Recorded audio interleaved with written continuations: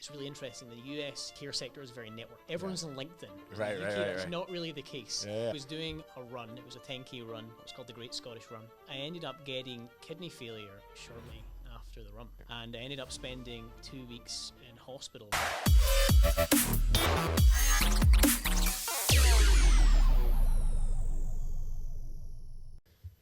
Hey everybody, today you are on the CAREpreneur show. I got a very special guest, Cameron Graham. He's the founder and CEO of StoriiCare, which is a care management solution for adult daycare centers. And I've known Cameron for a little while, and he's evolved through his evolution as a software pioneer in this adult daycare space. And so it's excited to have you back, man, or to see you again, I guess. Yeah, excited to be here. In a post-COVID world, man, we. If it's been like, what, 2 years since 2 years, doesn't feel like it. I know, it's crazy. It's Time crazy. flies. It does fly. So in the last 2 years, I know you've done a lot of amazing things. And for those out there that might be interested in starting their own adult daycare center someday, trying to find the right software solution can be difficult. Trust me.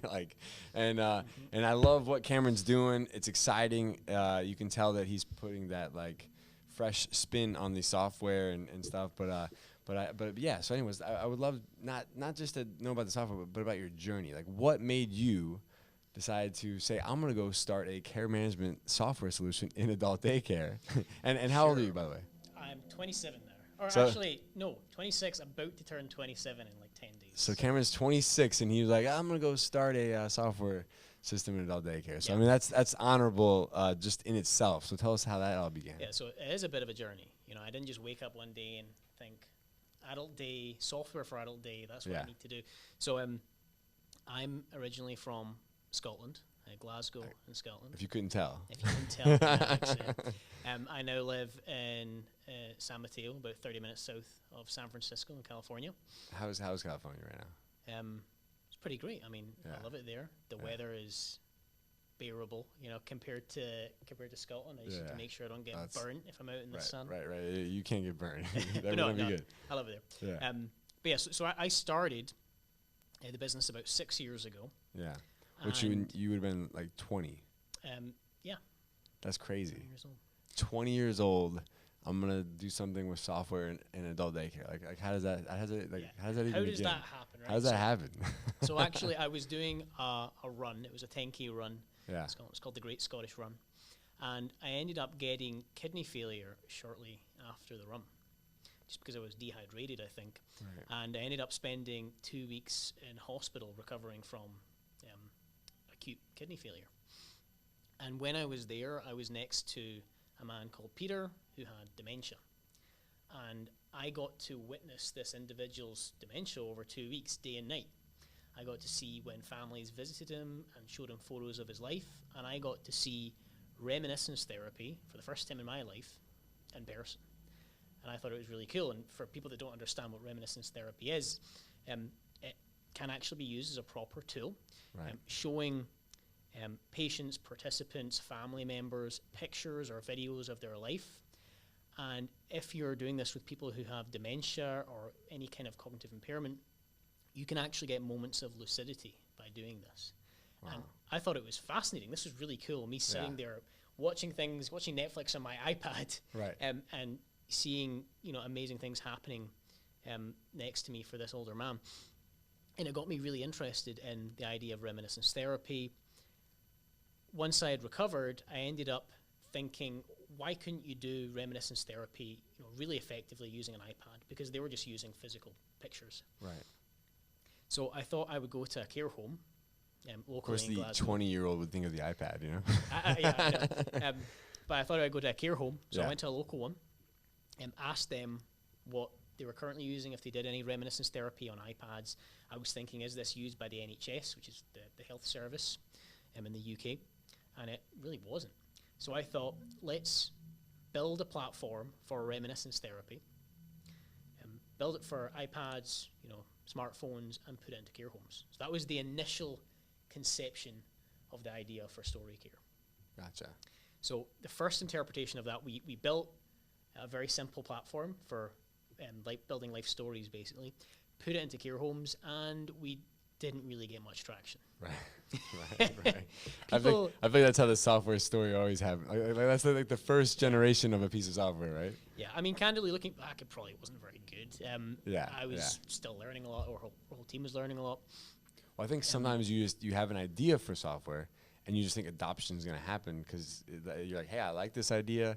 This idea seems to be right, and I just think adoption is going to happen, right? Like, well, I think the best thing to do with any kind of MVP is to get it out there as quickly as possible. If it's going to fail, make it fail fast. And what we did in this case was we realized that staff were using it and they liked using it, but actually getting a provider to pay for it was a different story. They wanted to see analytics. They wanted staff to be able to record key data points about the people that they're caring for. And it wasn't just, storing pictures for Reminiscence. And staff were saying, if you could build these things around that, that could be really powerful. So that was the kind of idea that led us more towards being an EHR system or a care management system for all kinds of care providers. Gotcha. So we built that out. We got more and more functionality, expanded across Scotland, expanded across the UK. And about 4.5 years ago, I won a competition in Scotland to come over to California on a trip visiting VCs in Silicon Valley. And it just so happened when I was on that trip, I saw that there was a meeting of managers for adult daycare centers and senior living facilities nearby where I was in my hotel. And I thought, I'm going to go to that. Yeah. And I did, and I met almost 50 managers. Wow. And I realized, one, we could really sell what we're doing in the US. Yeah. There's a big market for it. The providers candidly have more money in the US as well. Even though they're still, it's still kind of tough for business, they have more money than British providers. And I realized we need to be here. Right. We need to be in the US. Right. That's now. Is there less, or is there more government support in the UK? Is that why, or is it? I mean, we could talk about that for a very long time. How much time do we have? There definitely is more government support in the UK, with a free national health service and things like that. But is that why, like, they have more of a budget conscious thing, or? Well, I think just the way healthcare is seen in the US, it's a very different mindset where people are expected to pay for healthcare. Of course, you've got things like, Medicaid, Medicare, etc. But in the US, even just for software as well, the way people pay for software, it's very different than the rest of the world. Yeah. And it's very interesting. But we realized we could build a good business here. We wanted to come over and learn all the intricacies of how adult day centers and senior centers and senior living facilities work and operate in the US. Right. And I decided, okay, I'm spending more time in America. I moved over here. The rest of the team were still in the UK. Yeah. And I just started doing as many meetings as possible. I've probably been in over maybe 650 senior living facilities. Wow. To date now. Pre-COVID, I was trying to be in one, every single few days. Right. Just learning as much as possible, building out that network as well. In the US, it's really interesting. In the US, the care sector is very networked. Everyone's on LinkedIn. Right. It's not really the case. So it's really helpful that people are networked here. Yeah. It's crazy how LinkedIn to me actually is an incredible software, or is an incredible networking platform for business. I mean, like it's funny how the number of people that maybe aren't on Facebook, but they're like super active on LinkedIn, and then you go to conferences and you're like, and you feel like you know them, you're like, hey, I've been following you for the last year. I recognize you, even with the mask. I recognize you. Right, exactly. So when you think about the journey of healthcare, or the journey of like a software business, right, in this adult daycare or senior care space, because I know you're kind of like, you're mentioning like senior living a little bit too, so you're kind of like, you are in senior living and adult daycare, right? Yeah. So to give you a bit of context, so I came to the US, started learning a lot, realized I need to be here full time. I also met my partner here, my fiance. So that was another reason for me to stay. So your business partner or your partner? My partner. Okay. All right. We were engaged. Congrats, man. Thank That's you. awesome. Thank you. Yeah. But is her name Taylor? No, that is one of my employees. Okay, just making sure. Her name's Samantha. But yeah, so we came here. We started expanding, getting lots of US clients. Yeah. We're now in over 240 locations. More than 65% of our client base is adult daycare. Gotcha. And Okay. we're in, Australia, Indonesia, the UK, the US. We're all around the world, and it's really interesting seeing the different models of care that are applied on our system. Gotcha. Yeah, no, 100%. Like when you say different models of care, you talking about in adult daycare or just in senior care in general? Really across senior care. Lots of different countries kind of operate in different ways, and it's one of the reasons why we were forced in StoriiCare as a team to build in a lot of customizability. Right. To customize face sheets, customize how the even system operates, from like terminology. What do you call the people you care for? Is it people we serve? Is it participants? Is it members? I know. Clients? There's so many different things. Even like because we have home care, adult daycare, assisted living, and even half time I'm like, member, client, member, client, resident. Like you gotta get it straight. There's a lot, and I think that's one of the reasons why providers actually gravitate to StoriiCare over other suppliers as well, because we have that customizability. People want the ability to go in and customize it themselves. They don't want to have to, pay a developer $400 an hour to change a field on their system. You can just go in and do it in StoriiCare. Yeah, that's amazing, man. I you know what I love sometimes, especially like as an entrepreneur, as I love seeing people like being passionate about something and just a relentless pursuit, like where they're just like meaning like when I met you 2 years ago, your system wasn't far enough along for like us at the time to like really think about it as being like something we needed, but like now you are, and it's just like it's cool to see that progression, because it's like, wow, like I mean, like he didn't give up even if like he couldn't sell it to someone because it didn't have all the features they needed at the time. He still pursued, and here you are today. And and you guys got some backing, I believe, right? Like I mean, yes. So we're backed by a few different investors, some Silicon Valley-based VCs, a lot of angel investors as well. Yeah. We've been quite careful about who we're taking money from as well.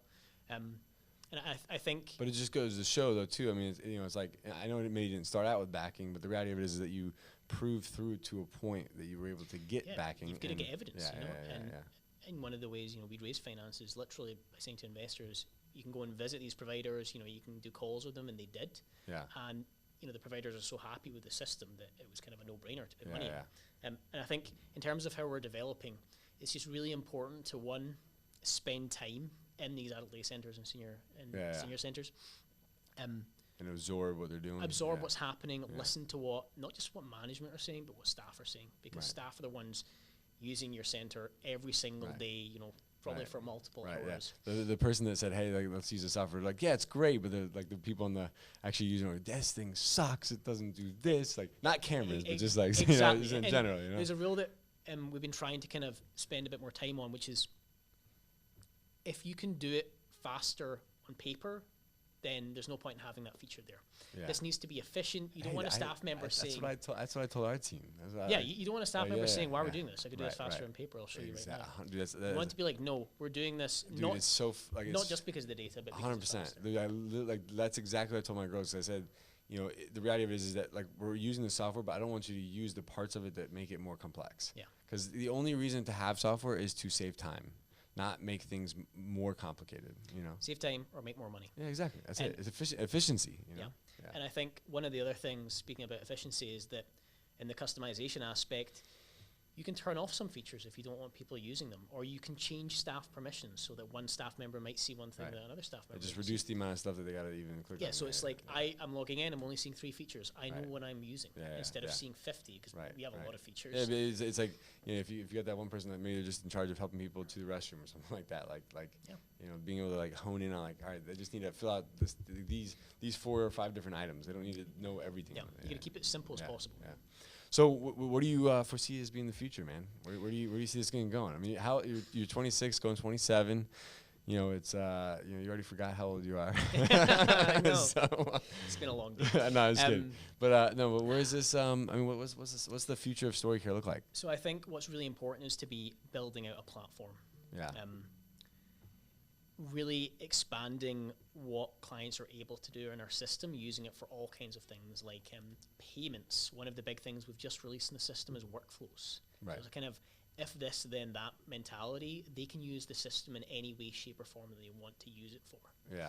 And I think that's really where we want to go. Obviously, adult day is a huge component of our business, but we are working with care homes, residential housing associations as well. It's another really interesting area for us. Because of the fact that like you're in these other models, and because of the fact that senior living has bigger like reach, what is it about adult daycare that makes you so interested? So I think adult day is really, really interesting. It's one of these kind of underserved areas, not just by funding and staff, but actually by software vendors out there as well. Sometimes it's kind of forgotten. Yeah. And I think it's one of these areas that there's a lot of providers out there that are still using paper. Yeah. That really could use a digital system. Yeah. And we just found that it was a really good kind of beachhead for us to focus on. Yeah. And it's paid dividends for us. Awesome. Doesn't mean that that's where, we're always going to be having most of our focus. Yeah. But I just think it's a really interesting area. I also think it's an area that's going to be growing alongside home care pretty significantly over the next 5, 10, 15, 20 years. Absolutely, man. I'm excited for what's to come. And I'm excited to hear the story from StoriiCare. Watch the story unravel. So just for those that may not know, this is Story with 2 I's. Thank you for the clarification. STORII. So when you're looking it up, StoriiCare, make sure you put 2 I's in there. And but yeah, no, I love what you're doing, man. It's awesome. So I really appreciate it. I'm excited to see what the future holds, and I love seeing someone at 20 years of age like saying, I want to go make a difference in this, senior care, healthcare world. It's pretty honorable, man. So it gives me hope for the other younger people out there that might be watching or might be interested in, starting a business in senior care. So, sure. Yeah, but I appreciate it, man. Thanks for joining me today. Thank you guys for joining us. We're in Baltimore for the NADSA conference, and I appreciate y'all, listening in, tuning in. Make sure you check out the last, episode for the CAREpreneur show, and join us next time. And make sure you get back to work. Hey guys, thank you so much for making it this far. If you'd like to watch last week's episode, click here. If you'd like to watch more exciting content on senior care, click here. If you'd like to learn how to open up your own adult daycare, assisted living, or home care agency, click here, chrischana.com. This is for all those senior care entrepreneurs out there. And let's get back to work.